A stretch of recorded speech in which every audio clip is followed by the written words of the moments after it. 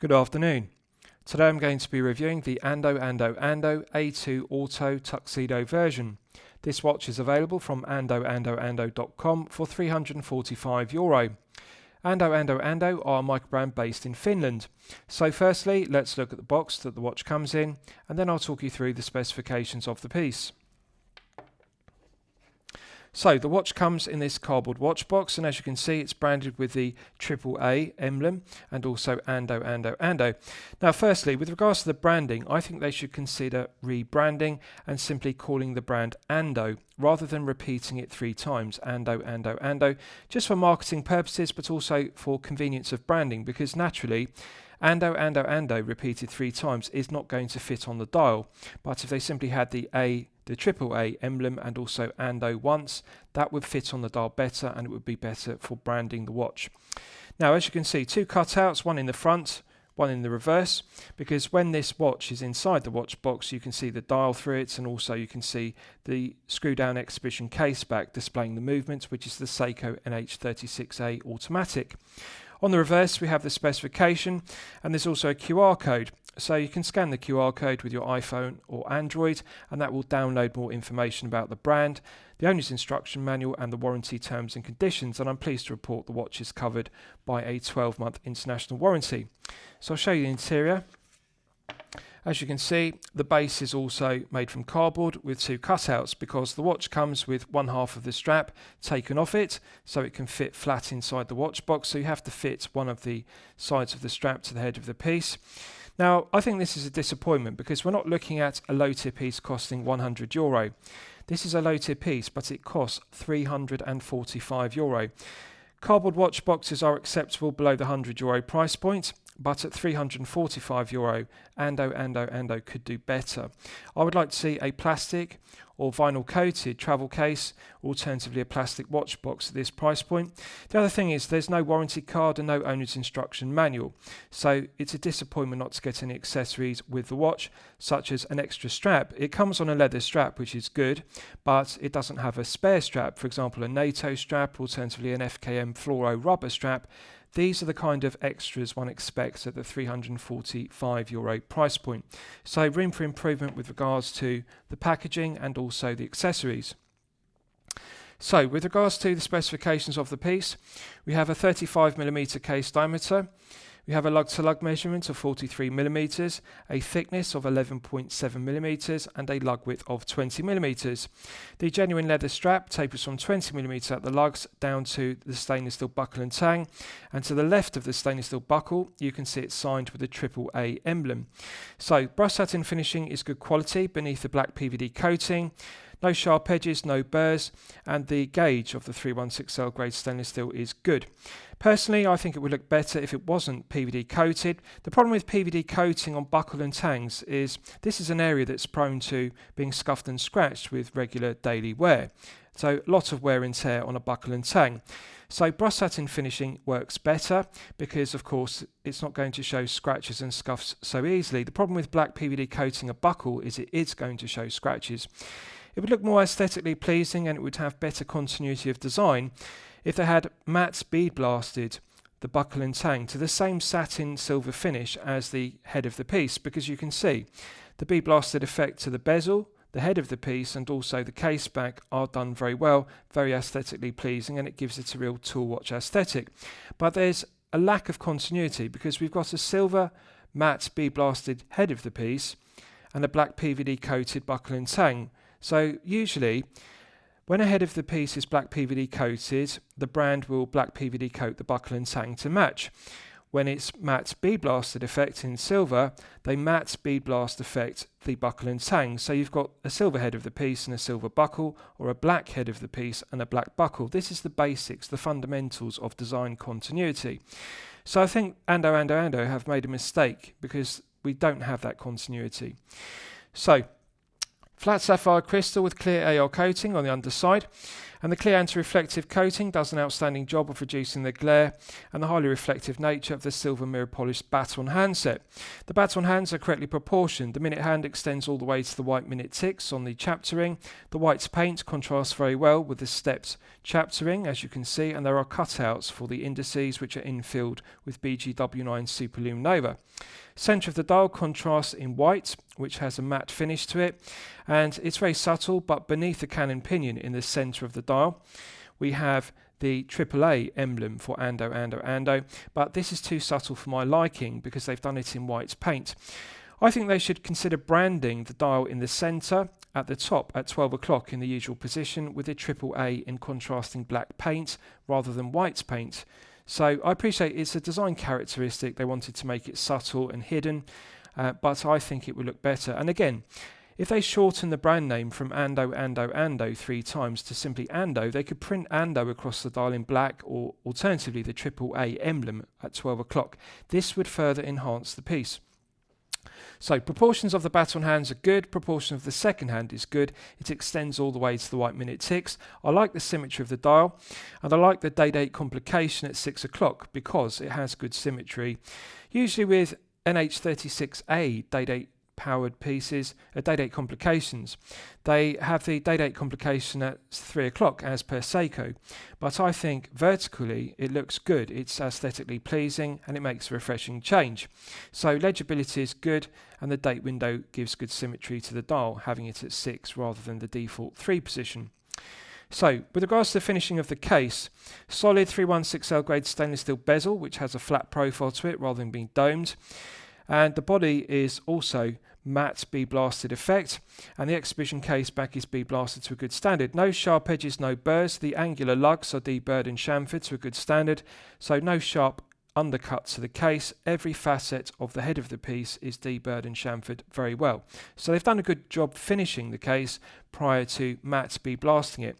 The quality of the B-blasting is very good. It's done to a very high standard, and I like the aesthetic of it. It gives it an industrial or tool watch aesthetic. So, with regards to the strap, it's genuine leather, contrasting tan coloured on the underside. The top side has a matte black grained finish to it, black stitching on the top side, and on the underside contrasting white stitching. Quality of the stitching around the perimeter of the strap is very good. Now the thing to note is it's a very thick strap, so it does feel very stiff. It's going to take some breaking in to become comfortable, but I think with daily wear it will eventually break in and become soft and supple. But I have a criticism to it. There are 2 keepers, one's fixed and one slides. That's perfectly acceptable, but I'll show you what the criticism is. If you look at the 6 o'clock side, you can see there is a minimum number of holes. Now, this will fit the majority of collectors with a 6 to 7 inch wrist, which is fair enough because at 35mm head of the piece, it's a short compact case at 43mm lug to lug. So clearly its intention is that this will fit collectors with a smaller wrist, but there is enough length on the strap to fit collectors with a larger wrist of 7 to 8 inches, which is a positive. The problem is there's not enough holes. So if you have a larger wrist of 7 to 8 inches, you're going to run out of holes. There are only enough holes to fit a 6 to 7 inch wrist, but the strap is long enough to fit up to an 8 inch wrist. So I would like to see an additional 4 holes put in the 6 o'clock side of the strap, and this means it would fit from a 6 inch wrist to a 7 to an 8. It will cover all the popular wrist sizes, 6 to 7 to 8 inches. This just isn't enough holes. So the strap is long enough, but they just haven't put enough holes in it. It's a fundamental error they need to correct. Now, I'll show you the case back. This is 316L grade stainless steel around the circumference, and the centre section is glazed with sapphire crystal. Now, this is good. They deserve credit for this because often low-tier brands use mineral crystal because, unlike the front of the piece, the exhibition case back glazing isn't prone to being scuffed and scratched. Rubbing against the wrist is not going to scuff and scratch it, so often brands use mineral crystal as a production cost-cutting measure. But AndoAndoAndo have taken the more expensive option, and they've used sapphire crystal in the exhibition case back, and they've also used sapphire crystal in the front, so good strong specification. The circumference is engraved with a specification. It also says designed in Finland, and 10 ATM because it's 100 meters water resistant. Also has the serial number of the piece because they're all uniquely numbered, and this is the first batch. All of that's engraved around the circumference. The engraving is good, no sharp edges to it. It's been polished very well.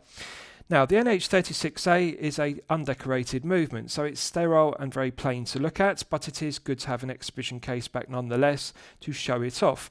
And the flat centre section, the glazed portion of it in sapphire crystal, is very flat and low profile. So the benefit of using a flat exhibition case back versus a bubble back stainless steel case back is this is very low profile and it sits very close to the wrist as a result. It is only 11.7 millimeters thick, and that is impressive. They deserve credit because this isn't 50 meters water resistance, this is 100 meters, which is strong specification for a daily wear piece. So 100 meters is good, exhibition case back is good, and it does do a good job of displaying the sterile NH36A undecorated movement. The stainless steel portion is also very well matte bead blasted effect, so I like the continuity. It's not polished, it's not brush satin finished.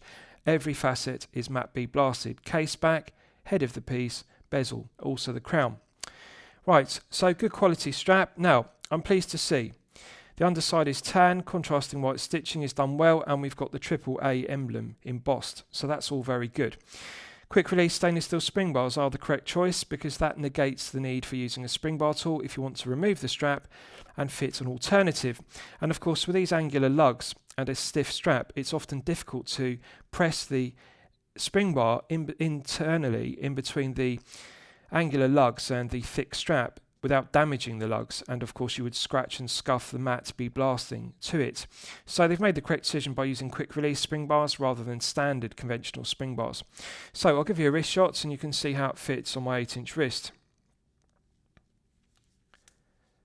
Now, as you can see, I'm pleased to report the strap is long enough to fit up to an 8-inch wrist.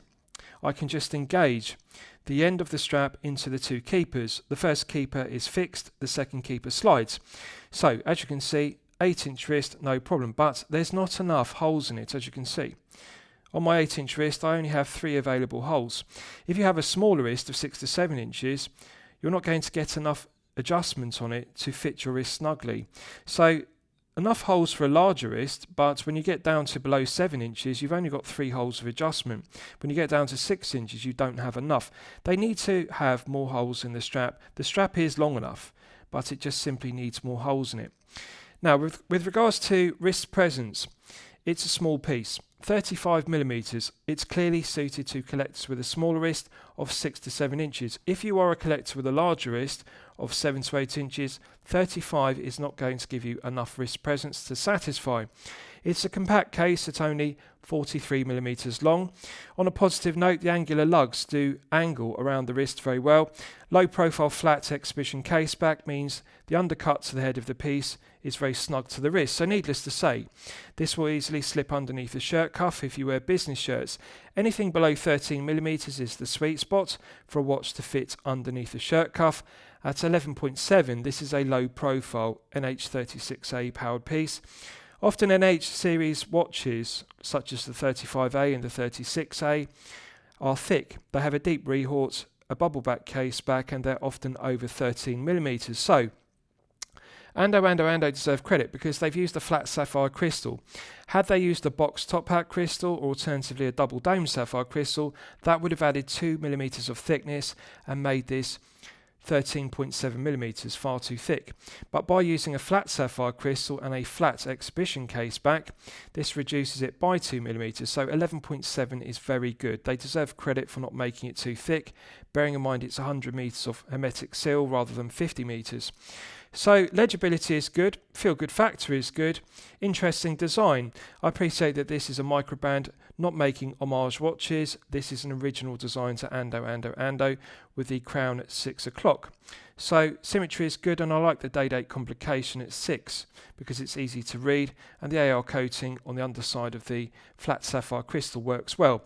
Matte bead blasted effect is very aesthetically pleasing. It gives us a nice industrial or tool watch aesthetic. It's like Bauhaus design because it's minimalist and I really like that. The contrasting tuxedo dial in black and white is very eye-catching and aesthetically pleasing. Right, so let's test the crown execution. Now, in order to do this, it's a 7mm low profile crown, but it's difficult to get purchase on it wearing a glove. So I'm going to remove my glove and then I'll be able to get purchase on it. Now, there are two ways you can pull out the crown, either with your thumbnail or use your index finger. I find it easy to use the thumbnail, so on the front at 6 o'clock, I'm going to manually wind it first, because in the closed position, as this isn't a screw down crown, one can manually wind the Seiko NH36A automatic to its maximum 41-hour power reserve.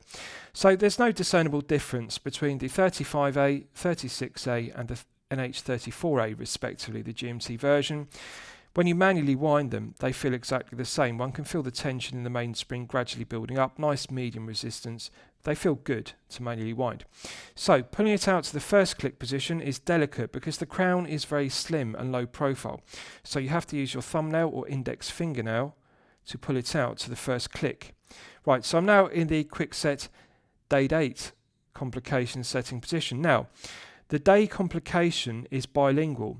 It's Japanese and also English. So you can now see we're on Thursday, and clicking it over, we've now got Thursday in Japanese. Now we're on Friday in English. Next one is Friday in Japanese. So it alternates.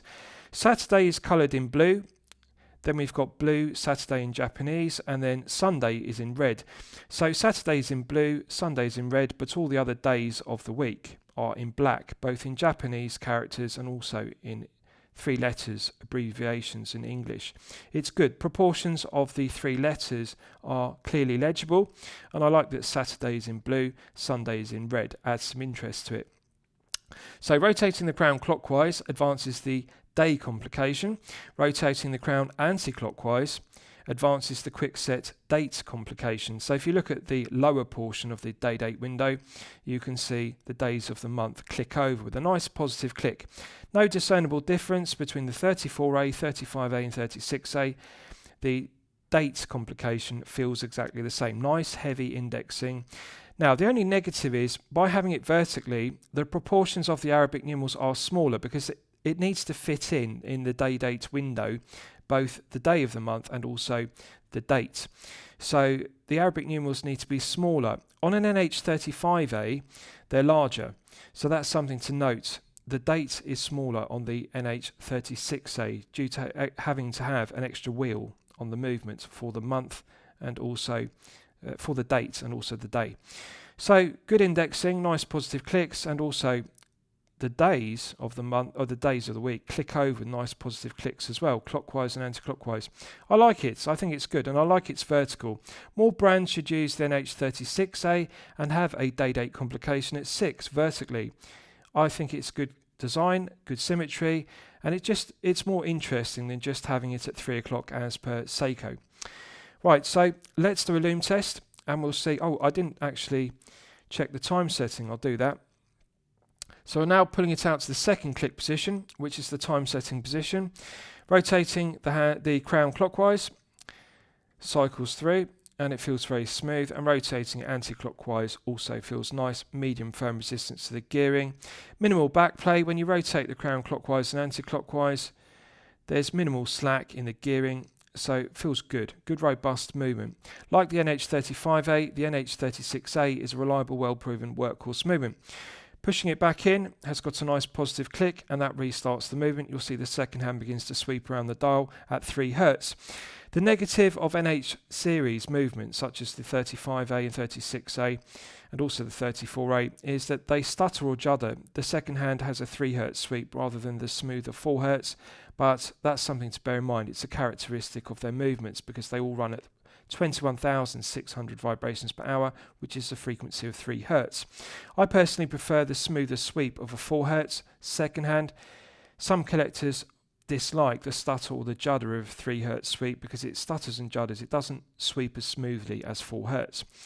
Right, so just bear with me. I'll do up the buckle and tang, and then we'll do a loom test because this uses BGW9 Super Loom Nova. So I've got high expectations. I'm just going to put my glove back on before I continue.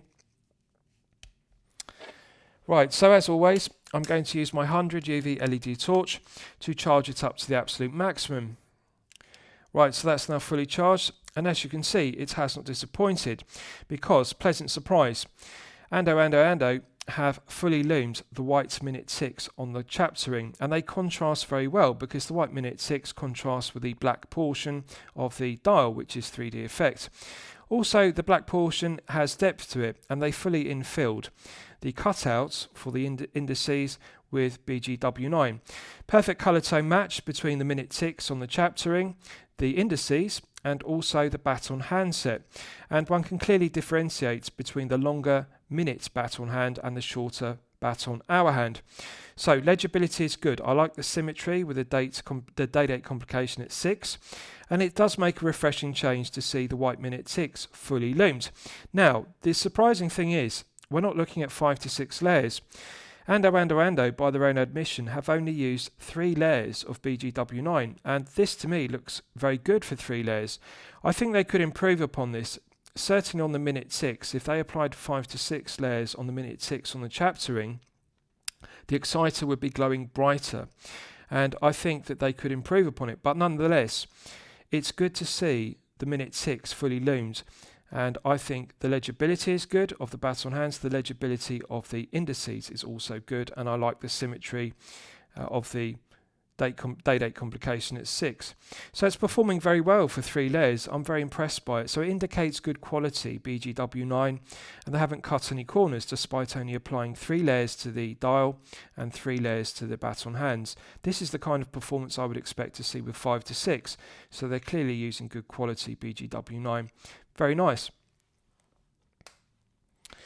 Right, so let's discuss the movement used, because you'll all be familiar with the Seiko NH36A, which is used in a plethora of Seiko watches such as the 5KX.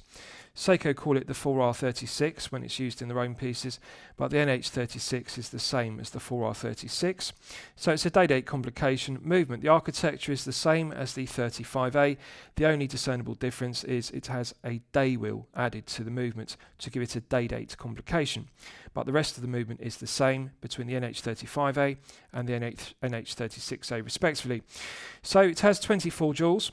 It runs at 21,600 vibrations per hour and a frequency of 3 Hz. Hand winding and hacking, useful complications, and it also has a quick-set day-date complication, as I've demonstrated, which works very well. The days and the date click over with nice positive quick-set complication. 41-hour power reserve is perfectly acceptable, and the stated accuracy is -20 to +40 seconds per day, so a rather wide accuracy range. However, I'm pleased to report that AndoAndoAndo are doing a very good job of regulating the NH36As they're using. This one is running consistently at +8 seconds per day, which is good. +8 is well within the stated accuracy of -20 to +40. Now, they could do a better job of regulating it than +8. In 5 positions, it is possible to regulate an NH36A to ±5 seconds per day, which is within chronometer accuracy, but +8 is acceptable, and at this price point, I think it's good enough.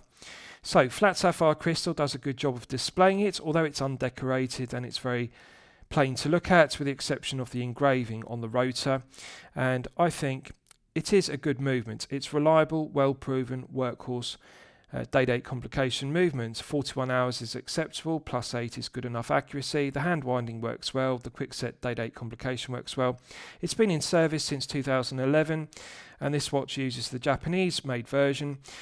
Seiko make the NH36A in 2 plants. They produce them in Malaysia and they also produce them in Japan respectively. There's no difference in the quality control, builds quality, materials or specifications, other than one is made in Malaysia, one is made in Japan. This is the Japanese version of it, but both are good. So lastly, I'll summarise the piece. What do I think of it overall? Well, when I'm considering reviewing a watch on my channel, the watch should meet 2 criteria. It should be both excellent quality and excellent value at the respective price point. So, low tier piece, €345 is the price point. I'm going to declare the quality good, but I'm going to declare the value as poor. At €345, this does face some stiff competition in the low tier. And I think that the packaging, the watch box being cardboard, without a warranty card, without an owner's instruction manual, and no spare strap. There's no NATO strap, there's no FKM rubber strap. It's disappointing. Cost-cutting measures. The other thing is, with regards to the piece itself, yes, the quality is good. Quality control, builds quality, push-pull crown execution is all good.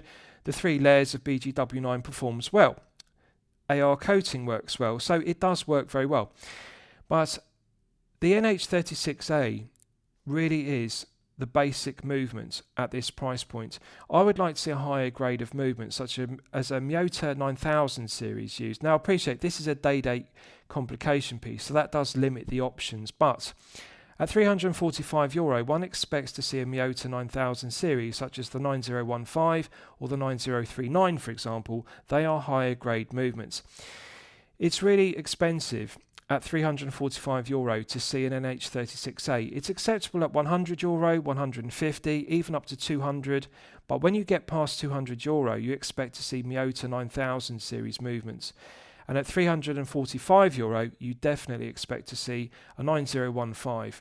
So, I think the NH36A is acceptable if this piece were below €200, but at €345, I'm going to have to say it's poor value. Quality good, value poor. It needs something better, and also better packaging, alternative straps and accessories. It needs to have extra straps with it, an owner's instruction manual, and also a warranty card, and that will bring it up to €345 of value. Now, I appreciate the production costs of a microband are high, and also appreciate that it's difficult to compete because it's a very competitive price point, $345. It's a very popular price point for microbands, but AndoAndoAndo need to consider the branding. I think they should just use the AAA printed in black paint at 12 o'clock as their emblem, or alternatively just Ando rather than triple, AndoAndoAndo too many times. So I'm going to recommend it to you for consideration. I hope you've enjoyed my review of the AndoAndoAndo A2 Auto Tuxedo version. Please feel free to post your own comments below the video. Thank you for watching.